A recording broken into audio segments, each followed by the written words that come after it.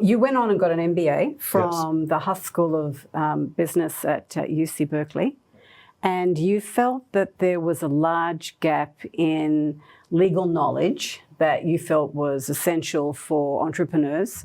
So now you are teaching a class at UC Berkeley called Law for Entrepreneurs and Executives. So tell us about the course and why you think it's so important for people getting an MBA. I'll answer your question, but I'll start with why I went and got an MBA was because I was ready to leave the law and go to the business side, and I thought I had a little bit more of the GI Bill left, and so it wasn't going to cost me any money. And so I thought it would be a good way to signal some good skills to learn and make the transition. And so when I entered into the MBA program, I was already primed to think, how do I meld my legal expertise into the business world? And so it's a natural fit to think of them together.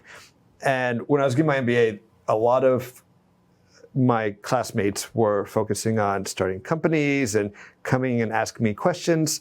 And a lot of the same mistakes that my clients had when I was a lawyer at a law firm and the mistakes they made, or when I was buying a company and diligencing the target, these classmates were making. And I would have conversations with them and realize that there needed to be a widespread fundamental foundation for all these MBAs who wanted to start companies or were making or working with lawyers, part of a larger corporation, and had no idea, couldn't speak the language, felt nervous and apprehensive, and it wasn't a value add with the lawyers. It was more of a roadblock of how do you avoid, because we can't solve problems, because we can't work together. And so my class came from talking with my classmates and saying, okay, we need to have a fundamental knowledge for all the startups, for anyone who takes my class.